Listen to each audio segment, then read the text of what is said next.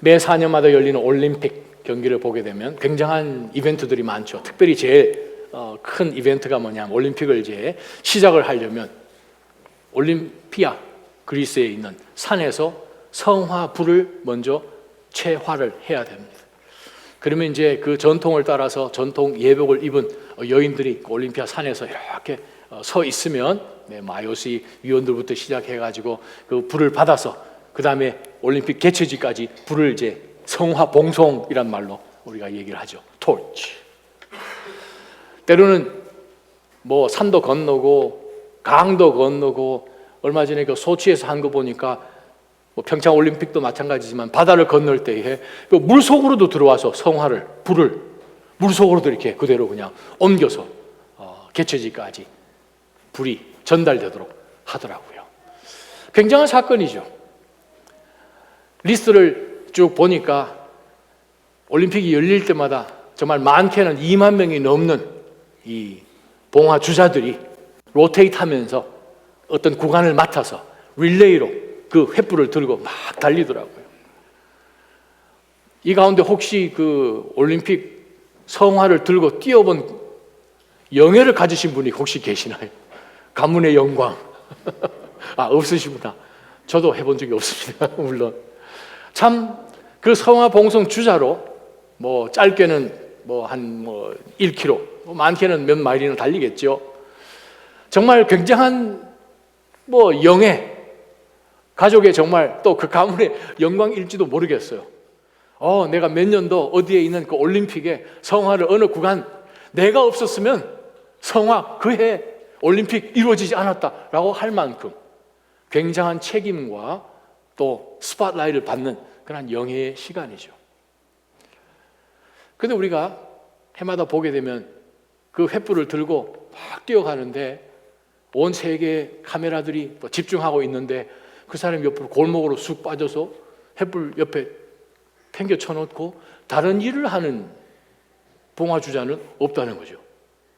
아주 중요한 거니까. 성경이 동일합니다.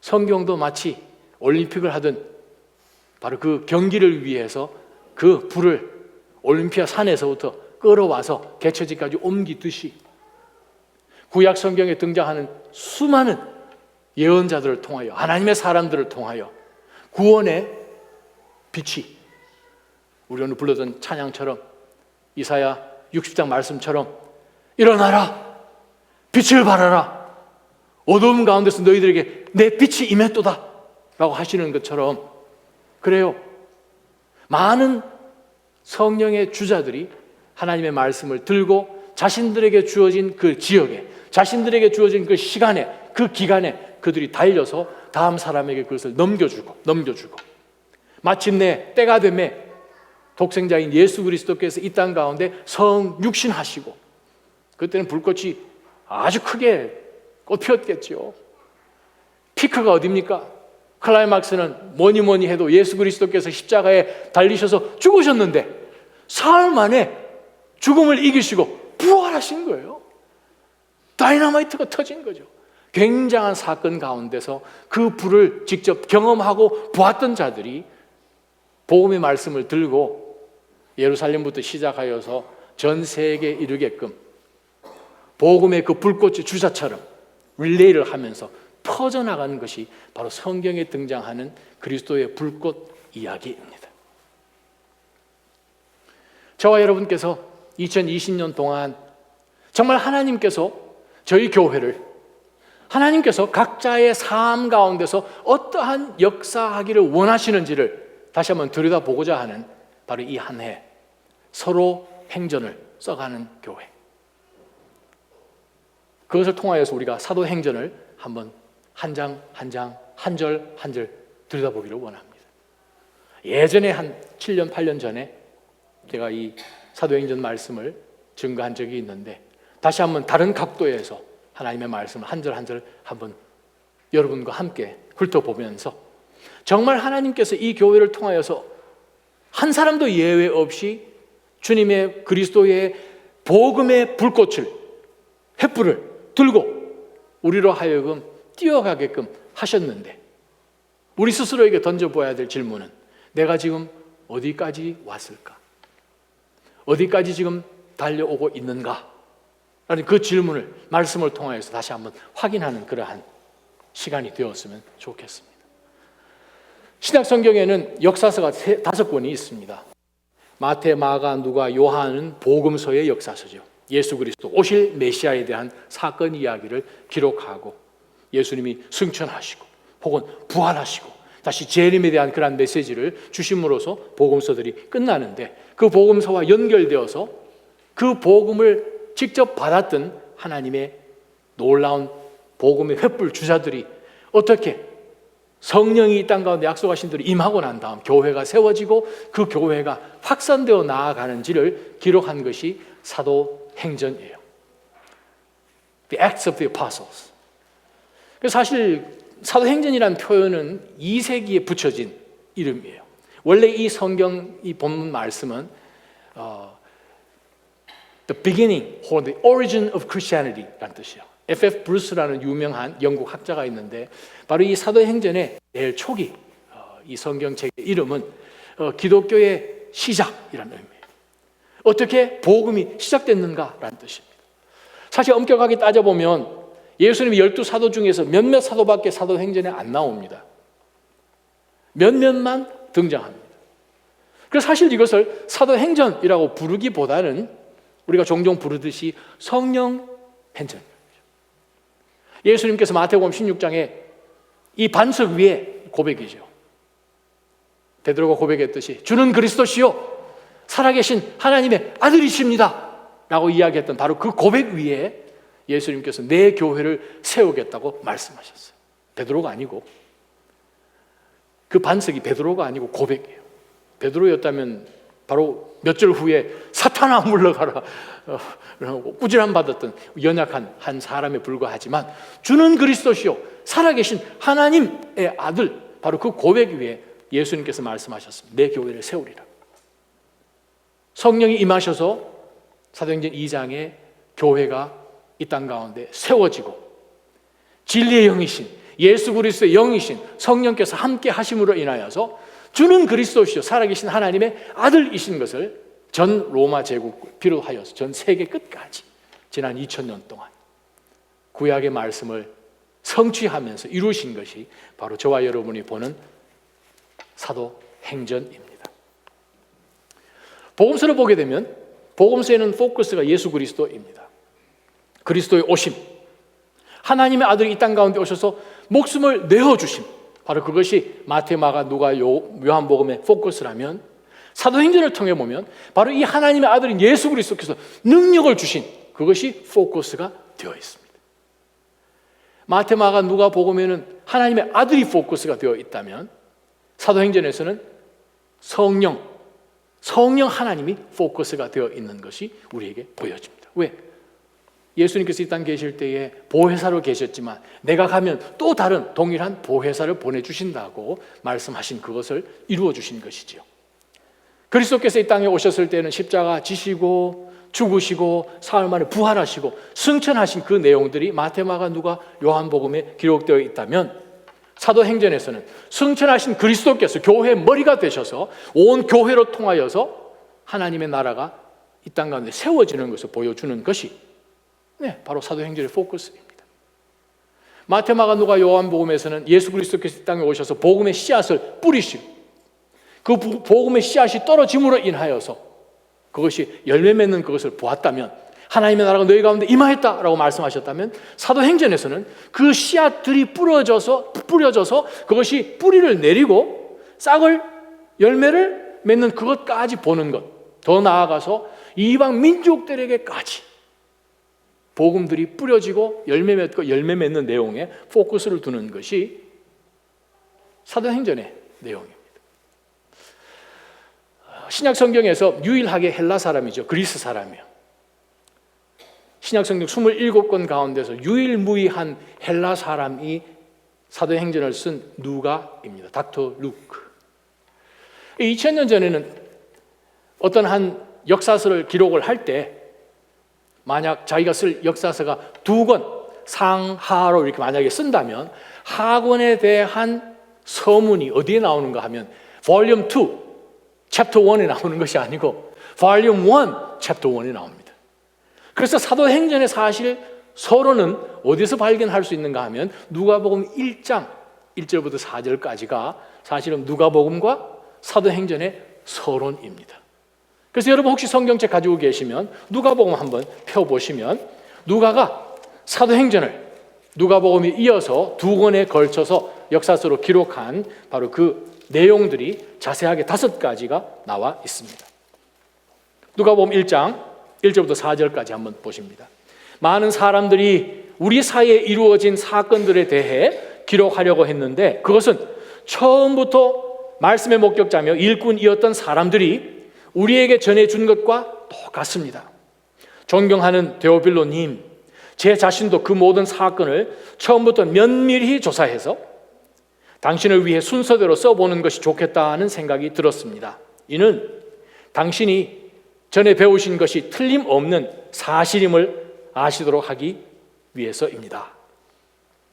누가복음 1장 1절에 보게 되면 이 사건에 예수 그리스도와 연관해서 일어난 그 사건이 그냥 우연으로 여기서 일어나고 저기서 일어나는 것이 아니라 구약의 예언대로 성취되어인 하나도 빠뜨리지 않고 성취된 사건들임을 누가가 분명히 말씀하고 있습니다. 2절에 보니까 예수 그리스도로 통하여서 일어난 이 엄청난 복음과 교회의 사건들이 성령께서 역사하신 놀라운 일들인데 목격자들이 있다는 것을 우리가 2절에 볼 수 있죠. 또 3절에 보게 되면 그냥 보통 사람도 아니고 닥터인 누가가 의사 선생님이 로마 제국에서 의대가 3개밖에 없어요. 북아프리카에 있는 알렉산드리아, 그 다음에 아테네, 그리고 누가 다소 3군데밖에 없어요. 그러니까 뭐 굉장한 그 당시에 최고의 학문과 지식을 가졌던 이 누가가 오죽 면밀하게 조사를 해서 그것을 기록했을까요? 또한 1절부터 3절까지 보게 되면 많은 사람들이 예수 그리스도와 이 복음에 대한 그러한 사건들을 특별히 복음서를 통하여서 기록한 내용을 누가가 이야기하고 있습니다. 데오빌로 누군지는 잘 모르지만 추측하건대 Theophilus, 하나님을 사랑하는 사람이란 이름인데 이것이 순수한 헬라 이름일지 아니면 누가 의사 선생님의 어떤 환자일지 아니면 아주 높은 어떤 로마의 고위 공직자로서 예수 그리스도를 구세주로 영접한 다음에 복음으로 세워지는 것을 보고 그 사람을 통하여서 계속해서 복음의 역사가 이루어지게끔 아마 도와주려고 했던 어떠한 한 인물인지 근데 우리는 정확하게 알지는 못합니다. 그러나 분명한 것은 그리스도인인 이 데오빌로 각하에게 아주 높은 고관이었던 그 사람에게 정말 예수 그리스도의 그 사건, 부활하신 그 사건 이후로 성령께서 어떻게 역사하셔서 이 로마 전역뿐만 아니라 전 세계까지 복음이 전해졌는지를 아주 면밀하게 보여주는 것이 누가복음과 연결돼서 나오는 사도행전의 2권의 책으로 이어진 역사서임을 우리가 보게 됩니다.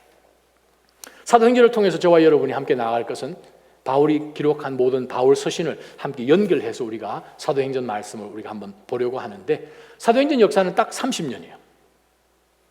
30년. 예수 그리스도께서 부활하신 AD 33년부터 시작해서 바울이 시저, 네로 황제를 만나야 되기 위하여서 죄수의 신분으로 이탈리아 로마로 들어간 사도행전 28장 AD 60년이에요.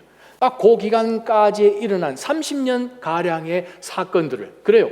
초기 기독교 성령이 임하시기 바로 전부터 시작하여서 예수님이 승천하시기 바로 직전부터 시작하여서 바울 사도가 로마에 당도한 그 사건까지의 내용을 기록한 것이 사도행전입니다.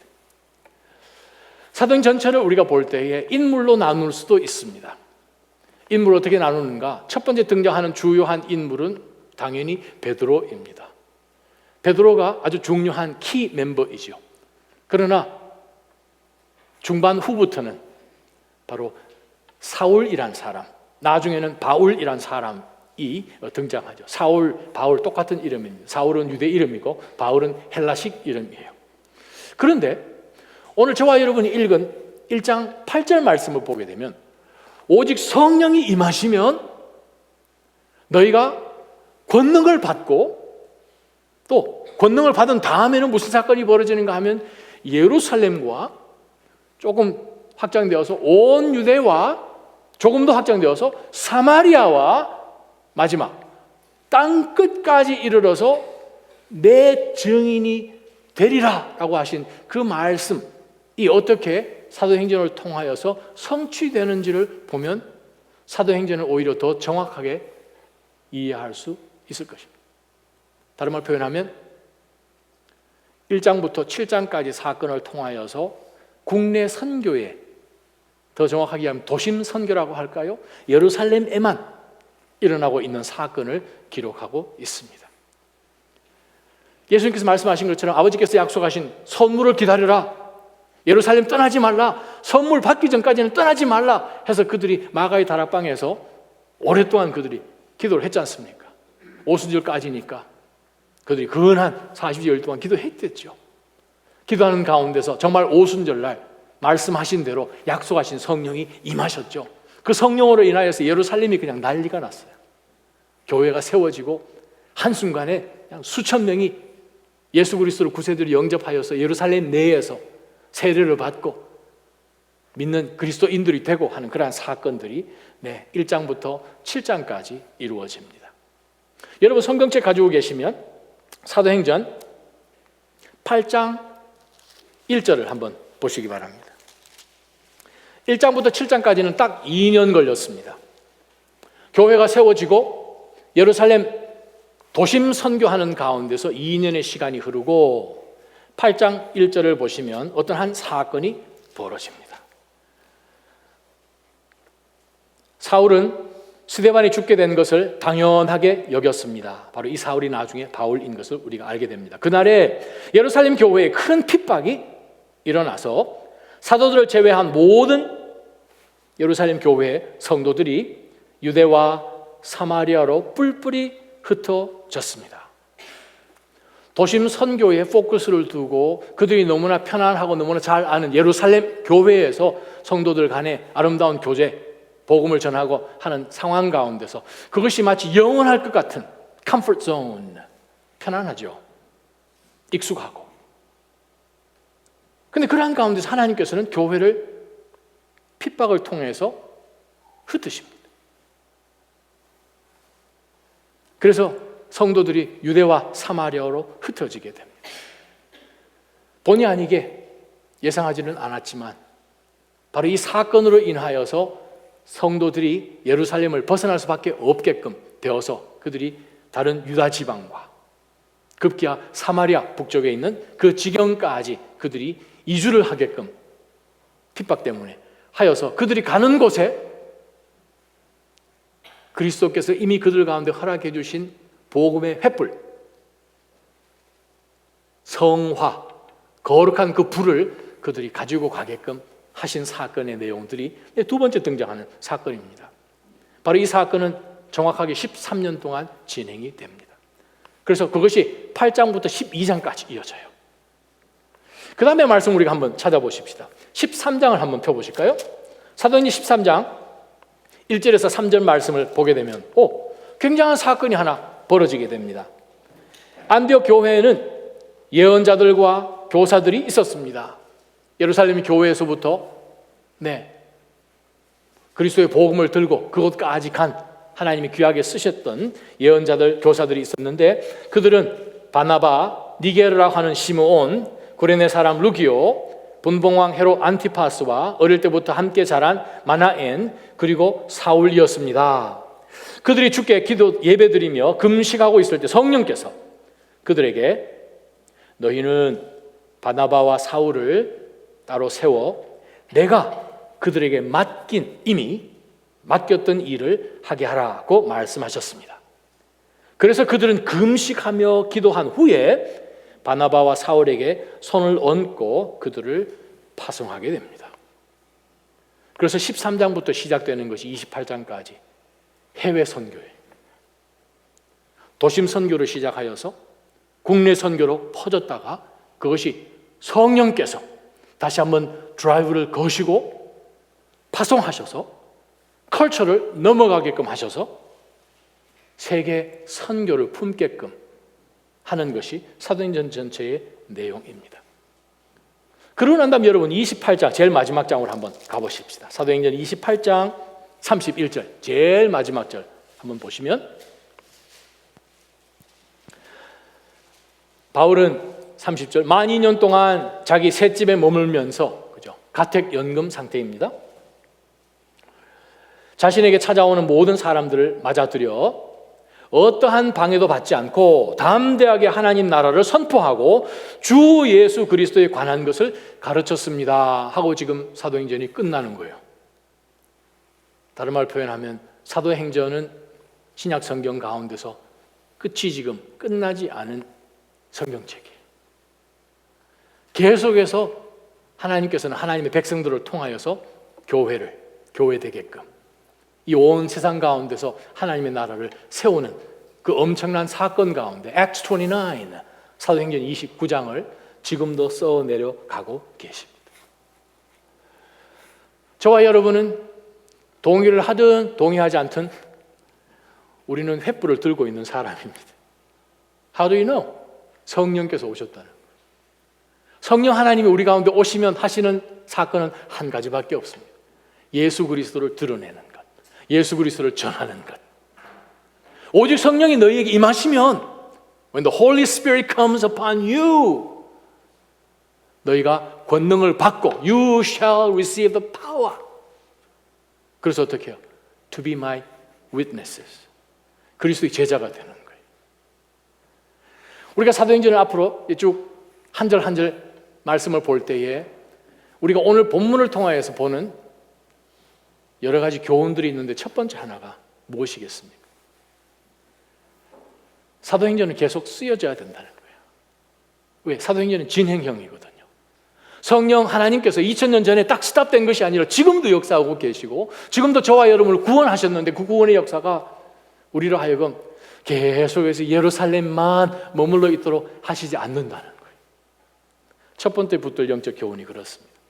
사도행전 자체가 성령 행전 자체가 성령 하나님 자체가 제일 최초의 교회여서 사도행전 시작되었던 예루살렘 교회에서 그러한 것처럼 어떻게 해요?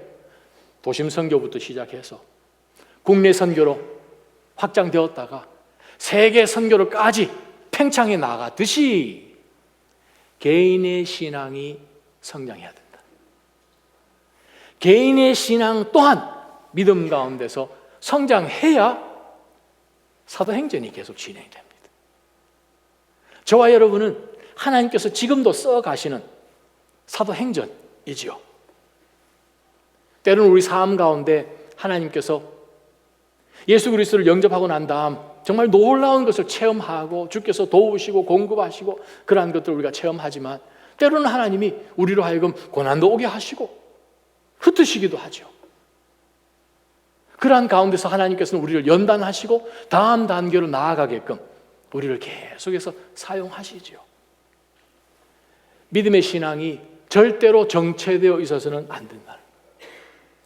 다른 말 표현하면 우리가 예수 그리스도를 믿는 그 순간에 성령 우리 가운데 오시고 우리들에게 분명한 대사명을 주셨죠. 가라! 하늘과 땅의 모든 권세를 아버지께서 내게 주셨으니 Therefore go! 마태복음 28장 19절 20절 우리가 얘기하지 않습니까? The Great Commission 대사명이죠. 우리로 하여금 모든 족속으로 제자를 삼고 아버지와 아들과 성령의 이름으로 세례를 주고 내가 너희들에게 분부하고 가르친 것을 그들로 하여금 지키게끔 하는 그 굉장한 대사명을 저와 여러분이 예수님을 믿는 그 순간에 받았고 우리 손에 성령께서 그 횃불을 쥐어 주셨다는 거예요. 그러면 Should we stay in one spot for the rest of my life? 한순간에 우리가 그 자리에 계속 멈춰 서야 할 것인가? 우리 어디까지 왔는가? 하나님 우리를 향하여서 각자 삶 가운데서 가게끔 하시는 우리로 하여금 주자가 되어서 뛰도록 하신 그 구간 가운데서 우리는 충실하게 달렸는가? 하는 그 질문을 우리에게 던져줘야 합니다. 사랑하는 성도 여러분, 우리는 여러 시기를 지납니다. 믿음의 선배들을 통하여서 때로는 1:1 제자 양육을 통하여서 성장을 하지요. 정말 기쁘고 그 이전에 체험하지 못했던 놀라운 성령 체험도 하고 말씀이 정말 읽어보면 송이꿀처럼 달고 하는 그러한 것을 굉장히 체험하는 가운데서 그냥 하늘이 기도 응답받 굉장한 일들을 우리가 경험을 합니다. 그런 상황들이 쭉 지나고 나면 어떨 때는 플래토 되는 것처럼 밋밋한 신앙생활을 할 때도 있습니다. 아니 때로는 막 내려오는 것 같죠. 갑자기 레이오프 당하기도 합니다. 건강에 신호등이 오기도 합니다. 정말 사랑했던 사람들과의 인간관계 속에서 어떠한 것들이 삐걱거리면서 마음 가운데 원하지 않는 그러한 상처도 우리는 많이 받습니다. 가족 안에서, 일터 가운데서. 하나님은 우리로 하여금 정말 싫은데 때로는 하나님께서 릴로케이션을 하시는 경우도 있습니다. 제가 참 저희 교회 보시면 너무 많은 분들이 자꾸 이사를 가셔서 오시는 분들보다도 정상호 집사님 오셨는데 여기를 떠나시면 거기는 샌프란은 천국이리라 또 생각하실 수 없죠. 왜냐하면 하나님께서는 우리로 하여금 계속해서 연단하시거든요. 떠나는 것 자체가 정말 어려울 수 있어요. 그곳에 가서 또 교회를 찾고 공동체를 찾고 쉽지 않습니다. 감정의 변화도 얼마나 많이 있습니까? 그러나 분명한 것은 우리를 보내시는 이런 하나님이십니다. 이미 하나님께서는 그곳 가운데 계시고 예비해 두셨다는 거예요. 어떠한 어려움과 고난 가운데서 여러분이 그것을 만나시더라도 절대로 낙심하지 말기를 주님의 이름으로 축원합니다. 바로 그러한 것을 통해서 우리는 훈련받습니다. 산전수전 겪죠. 마음의 흉터도 많이 생기죠. 상처. 그러나 그것을 통해서 하나님께서는 연단하시고 바로 그 다음 단계로 하나님께서는 사용하기를 원하시죠. 그것이 확장의 시기입니다. 어때요? 저와 여러분 어느 쯤 와 계십니까? 세움의 시기요? 아니면 연단을 통해서 고난을 지나고 릴로케이트 되고 하는 그러한 시간을 통과하고 계십니까? 아니면 더 큰 믿음을 갖고 정말 담대하게 앞에 어떤 것이 있을지 도무지 모르겠지만 그것 가운데서 나아가는 그러한 믿음의 어드밴스를 하고 계십니까? 두 번째 우리가 사도행전을 통해서 받아야 될 영적인 교훈이 하나 있습니다. 그것은 무엇인가? 그래 사도행전 전체는 성령 행전이죠. 주인공이 성령 하나님이시죠. 지금도 하나님은 사도행전 29장을 써내려 가십니다. 두 번째 우리가 던져야 될 내 자신에게 질문이 무엇인가 하면 나는 내 인생을 사는가? 내 이야기를 써가는가? 아니면 나를 통해서 성령 하나님의 이야기를 써가는가? 그걸 질문을 해야 돼. 포커스가 어디에 있는지를 다시 한번 사도행전을 통해서 반드시 우리는 들여다봐야 됩니다. 왜요? 사도행전은 현재 진행형이거든요. 계속 진행되거든요. 우리를 통해서 사건들이 벌어지면 길어야 우리 이야기는 100년일걸요. 그러나 성령을 통해서 전 세계 가운데 그리스도의 역사가 교회를 통해서 일어나는 모든 상황 가운데서는 그것이 지금까지도 진행이 되어서 성령께서 사도행전을 써가고 계시다. 우리가 확인했습니다. 사도행전 28장 제일 마지막 절을 보게 되면 가택 연금 상태 속에서 자유도 없고 로마 병정들이 지키고 있는 가운데서도 바울 사도는 그를 찾아오는 모든 자들에게 복음을 전하고 예수 그리스도를 증거하고 확증시켜 주신 놀라운 복음의 사건들이 계속 전해지는 것이 우리들에게 보여주시는 사도행전, 성령 행전을 통해서 우리가 본받아야 되는 본이라고 우리가 할 수 있죠. 저와 여러분, 내 삶을 통해서 내 이야기를 쓰고 있는지 아니면 내 인생을 통해서 성령께서 성령의 역사를 써가고 계시는지를 우리 삶 가운데 매 순간마다 던져야 할 질문입니다. 그것도 이 보스턴 땅 가운데서, 매사추세츠 가운데서. 목회자로 보게 되면 이 보스턴 지역이요, 이건 제가 한 얘기가 아니고 유명한 목사님들이 하신 얘기예요. 세메트리라고 그러잖아요. 이 지역이 매사추세츠가 작년 통계라고 제가 그레이셰프를 통해서 제가 들었는데 매사추세츠가 어떤 주인 줄 아십니까? Continental USA, 하와이하고 알래스카 빼고 미 50주, 48주, 50주에서 하나님에 대해서 가장 관심이 없고 구걸하면서 영적인 그러한 것에 전혀 구걸하지 않는 주가 매사추세츠가 50주 가운데서 제일 밑바닥입니다. 48번째로 교회와 성령과 하나님에 대해서 관심이 없는 주로 조사 결과 나왔습니다. 그것도 여러분 그레이터 보스턴이에요. 관심이 없어요, 영적인 것에. LA에 가셔서 아주 굉장한 교회 세우시고 정말 전 세계의 목회자들의 정말 귀감이 되는 그러한 목사님들 여기 와셔서는 완전히 헤매다 가셨죠. 찰스 윈도우 목사님, 드와이트 페너코스트 목사님, 아주 굉장한 분들이 이곳에서는 그냥 맥을 못 추고 그냥 가셨죠. 저와 여러분 이곳에서 목회하는 것, 또 여러분이 신앙생활하는 것 쉽겠습니까? 어렵겠습니까? 보스턴 날씨 같지 않으세요? 근데도 하나님은 지금도 역사하십니다. 이 지역 가운데 역사하십니다.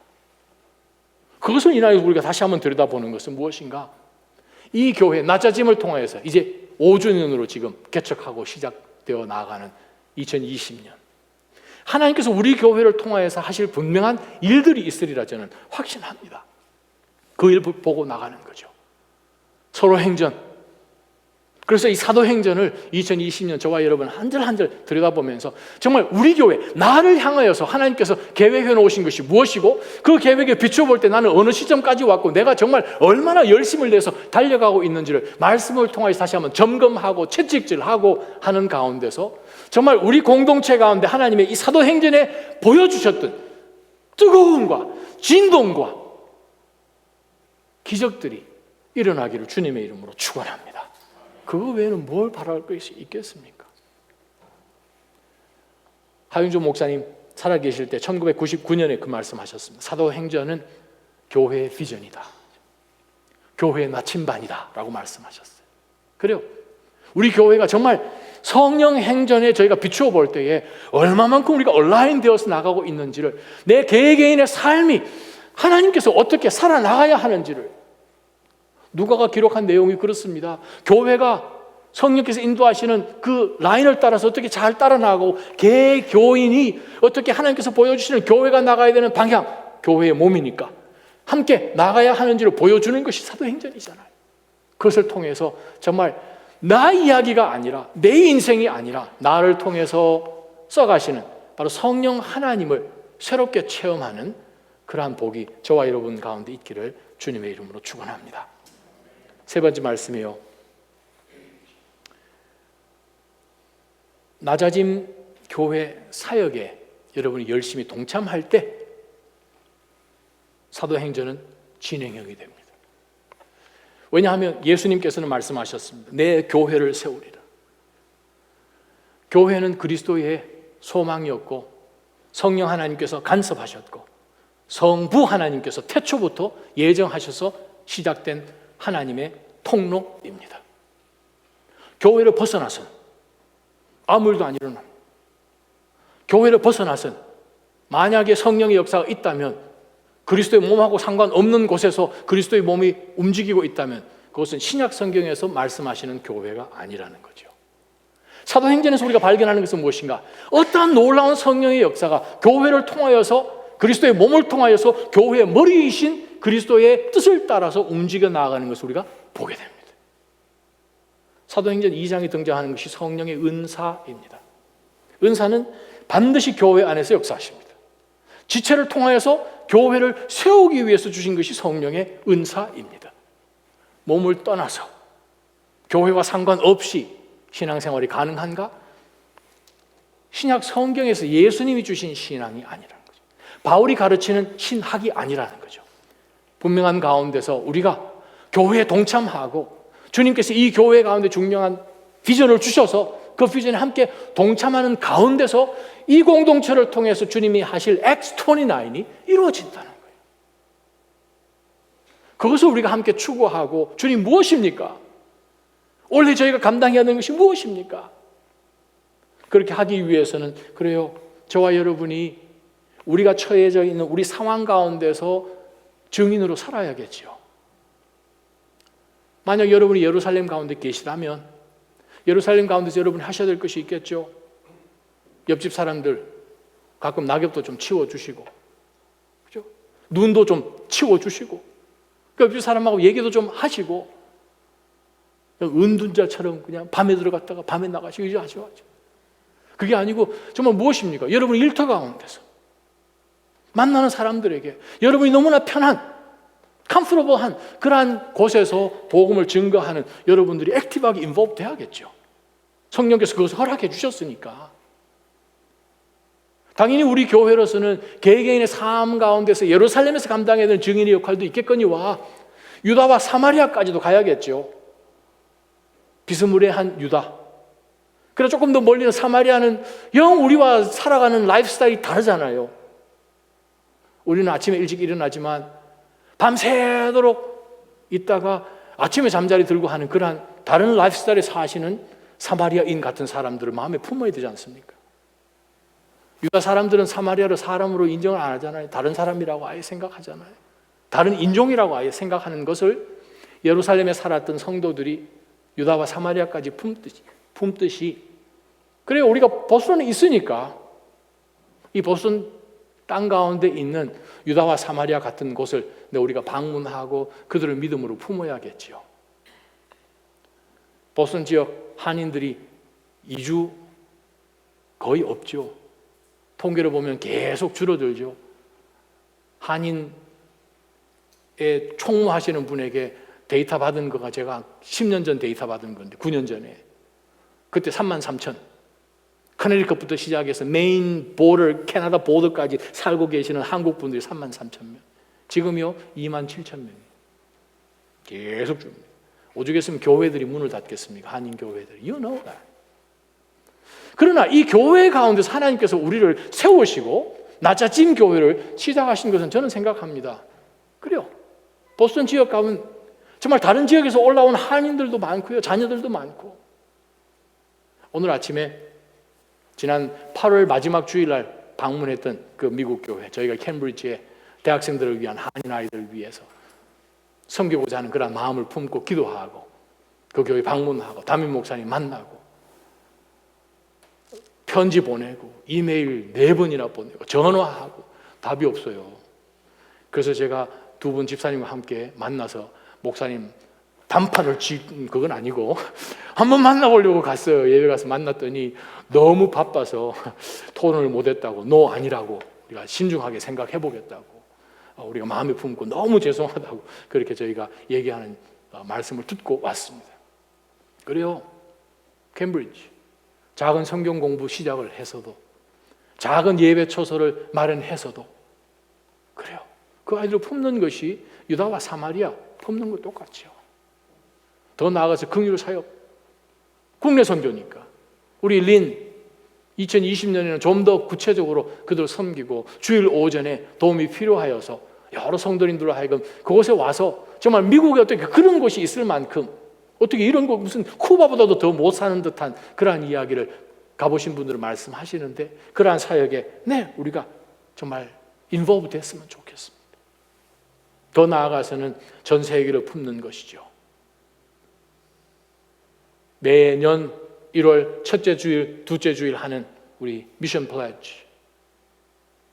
여러분 꼭 미션 플래지 단 한 사람도 빠지지 않고 동참해 주셨으면 좋겠어요. 이것을 통해서 사도행전은 계속 진행이 됩니다. 안 그러면 뭐하러 우리가 그렇게 많은 1년에 2만 불 이상을 들여가지고 쿠바를 방문하고 하겠습니까? 캐나다 이은식 선교사님, 우간다에 있는 정태현 선교사님, 기니비사우에 있는 정난훈 선교사님, LA에서 국내 사역하고 계시는 목사님, 이종윤 목사님, 또한 우리가 올해에 다시 우리가 신영선 목사님, 우리가 방콕 또 아벡 교회, 국제교회, 전 세계에서 특별히 동양권과 아프리카 쪽에서 오는 그런 사람들이 복음을 전할 수 있도록, 또 탈북자 사역, 스티븐 킴 선교사님 통해서 하는 그 모든 것이 무엇입니까? 바로 전 세계를 품는 거거든요. 저는 그러한 교회가 믿음 안에서 확장이 되고 개인의 신앙 또한 그들이 확장되어 나아가는 가운데서 이 공동체를 통해서 하나님의 성령 행전이 계속 쓰여지기를 주님의 이름으로 축원합니다. 한번 기도하십시다. 하나님 아버지, 우리 안에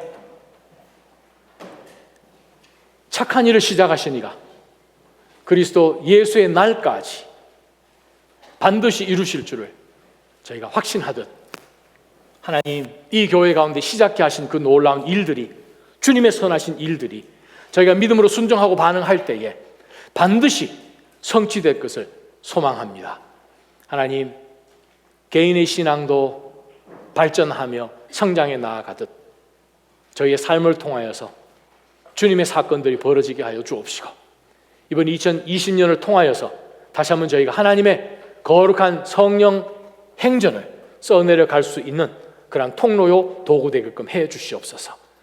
특별히 낮아짐 교회를 하나님 앞에 올려드리며 이 교회를 세우신 주님, 주님의 이 몸된 교회, 또 이 교회의 머리이신 주님, 저희가 주님의 이 교회의 지체로서 교회가 나아가야 될 바로 그 한 곳을 향하여 복음을 전하며 내 삶을 통하여서 내 안에 계시는 보배로우신 예수 그리스도가 빛날 수 있게끔 하나님 저희를 사용하여 주옵소서. 예수님의 이름으로 간절히 기도합니다. 아멘.